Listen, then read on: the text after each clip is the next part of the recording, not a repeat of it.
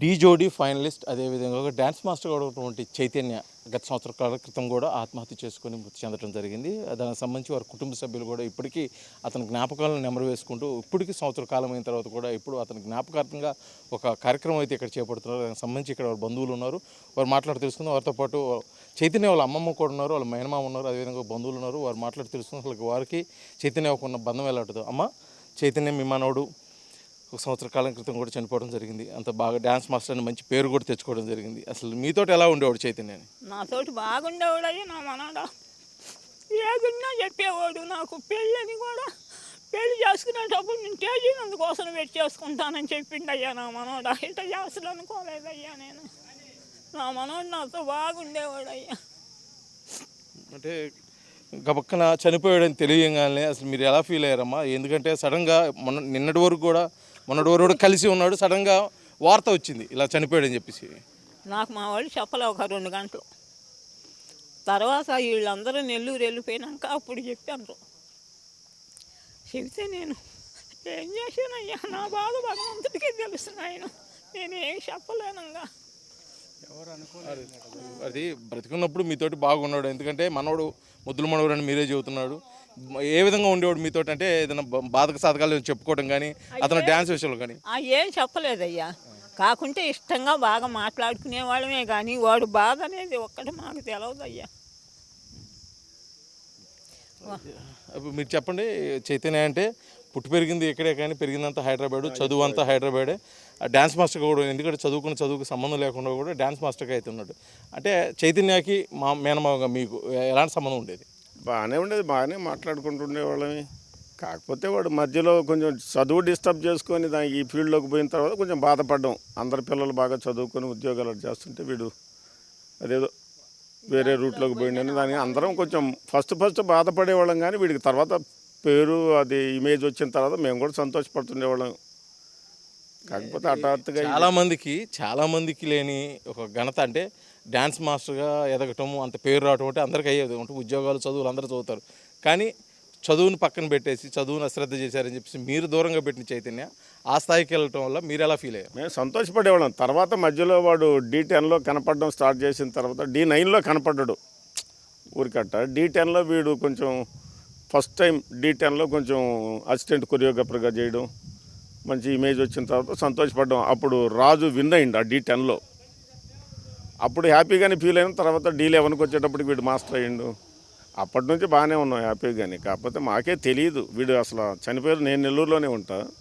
చనిపోయే రోజు నేను ఉదయాన్నే కాల్ చేసేవాడికి ఆడ సన్మానం జరిగింది నెల్లూరు టౌన్ హాల్ అని. ఆ ఫోటోలు ఇవి చూసి నేను ఎక్కడ ఉన్నారంటే నేను ఇట్లా పలానా చోట ఉన్నాను.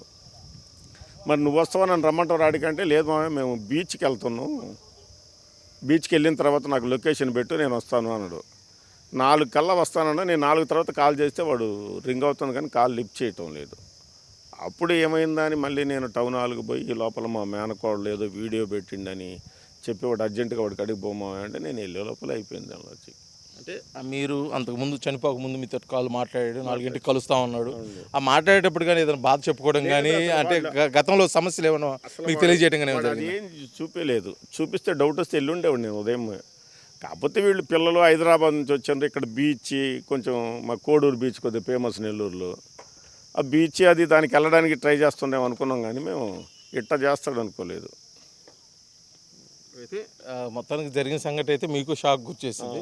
కానీ చనిపోయి ఇప్పటికి ఈ రోజుకి సంవత్సరం అయిపోయినా కూడా ఇప్పటికీ మర్చిపోలేని స్థితిలో చాలామంది వాళ్ళ బంధువులు అయితే కుటుంబ సభ్యులు ముఖ్యంగా వాళ్ళు డ్యాన్స్ మాస్టర్ ఉన్న అతని శిష్యులు కూడా ఈరోజు చాలా దూర ప్రాంతాల నుంచి కూడా రావడం జరిగింది. అసలు మొత్తానికి ఇదంతా చూసుకుంటే అసలు మీకేమనిపిస్తుంది? ఒక రకంగా ఏదో ఒక చుక్క ఆకాశం నుంచి ఉడిపడ్డట్టే ఉంది. కానీ మాకు వాడు అంతసేపు మేము వాడితోటి ఒక రకంగా వాడు ఎదిగిన తర్వాత మేము అంత బాగా వాడితోటి ఏదో ఫోన్లోనే, కానీ అంతకుముందే ఒక 6 నెలల క్రితం మా మేనకోళ్ళ పెళ్ళయింది. ఆ పెళ్ళిలో కలిసి కాస్తోటి ఎంజాయ్ చేయడం తప్ప ఎక్కువగా మాతో కూడా టైం స్పెండ్ చేసిన సందర్భాలు కూడా తక్కువ దీంట్లోకి పోయిన తర్వాత. అయితే మొత్తానికి ఊరికి దూరంగా ఉన్నా సరే ఊరి మీద చాలా అభిమానం, ఊరు బంధువులు కానీ ఫ్రెండ్స్ కానీ బంధువుల్ని అందరినీ చక్కదిద్దుకొని అందరితో కలిసి ఉండటం కూడా ఉండేవాడు. అది మీతో ఎలా ఉండేవాడు? మాతో వాని ఇంటికి వచ్చినప్పుడల్లా ఊరికి వస్తే మా ఇంటికి వచ్చేవాడు.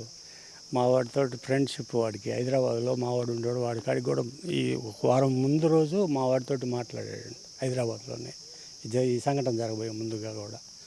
ఆ తర్వాత ఇంకా వచ్చేసి ఈ నెల్లూరులో ప్రోగ్రాం ఉందని ఇక్కడికి రావటం, ఇది వచ్చిన తర్వాత అసలు ఎవడంతా వాడు డిస్టర్బెన్స్లో ఉండని ఎవడు అనుకోలే. వాస్తవంగా ఈ అప్పులు అసలు డబ్బులు ఇంత ప్రాబ్లంలో ఉండడని ఎవరికి తెలియదు, వాడు ఎవరికి చెప్పుకోలేదు. వాడికి అట్టా అయిపోయాడు. వాడు ఇంకెవరు చెప్పుకుంటే సాల్వ్ అయ్యే పెద్ద పని ఏం కాదు అది, వాడు చెప్పుకోకనే పరిస్థితి. అందువల్ల వాళ్ళ నాన్నగారు చెప్పే లెక్క ప్రకారం ఆర్థిక సమస్య కాదు, నాకు తెలిసి వేరే ఏదైనా సమస్య ఉండొచ్చు, అయితే నాకైతే తెలియలేదు. ముఖ్యంగా ఆర్థిక సమస్య అయితే అలాంటి నేను పరిష్కరిస్తాను, అది పెద్దగా మా దృష్టికి అయితే తీసుకురాలేదు అన్నట్టుగా చెప్పాడు. మీకు తెలిసి అంటే అతనికి వేరే కారణాలు ఏమైనా ఉండొచ్చు అంటే, ఎందుకంటే మనిషి ఆత్మహత్య చేసుకునే పరిస్థితికి వచ్చాయంటే చాలా లోతు బలమైన కారణం అయితే ఉండాలి. అదే మా బాధ. ఇప్పుడు ఏంటంటే అసలు ఏ సమస్య లేకుండానే ఎవడు తెలియకుండా ఆత్మహత్య చేసుకోవాల్సినంత పరిస్థితి వాడికి వచ్చిందంటే ఆ కొద్ది అప్పుల పాటుతోటి ఎవడో చేసుకోడు కదా.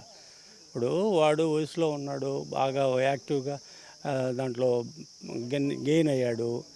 అటువంటి పరిస్థితుల్లో వాడు ఆ విధంగా అయ్యాడంటే అసలు ఎవరో నమ్మశక్యం కావటం లేని పరిస్థితి అది. ఇప్పుడు ఎందుకంటే భవిష్యత్తు ఉండే, వాడికి కావాల్సినంత భవిష్యత్తు ఉండే, ఏదీ లేకుండా చేసుకోవడం అనేది చాలా బాధగా ఉంది అసలు దాని విషయంలో.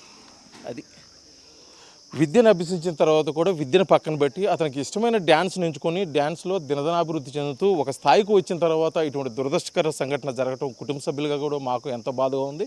అదేవిధంగా ఒక కుటుంబ సభ్యుడిగా కూడా ఒక ఆత్మీయుని, అదేవిధంగా ఒక దగ్గర బంధువుని, సొంత మేనల్ని లాంటి వాళ్ళని కోల్పోవడం కూడా మాకైతే బాధిస్తుందని చెప్పేసి కూడా ఇప్పటికీ అతన్ని మర్చిపోలేకున్నా అతని జ్ఞాపకాలు మా కళ్ళ ముందు ఉంటున్నాయని చెప్పేసి అయితే కుటుంబ సభ్యులు తెలియజేస్తున్న పరిస్థితి అయితే ఇక్కడ ఉంది. వీడియో జర్నలిస్ట్ లక్ష్మణ్తో శ్రీనివాస్, ఆర్టీవీ, ముత్తురాలపాలెం, ఉమ్మడి ప్రకాశం జిల్లా. మరిన్ని వీడియోస్ కోసం ఛానల్ ని సబ్స్క్రైబ్ చేయండి, లేటెస్ట్ అప్డేట్స్ కోసం వాట్సాప్ ఛానల్ ని ఫాలో చేయండి అండ్ లింక్ డిస్క్రిప్షన్ లో ఉంది.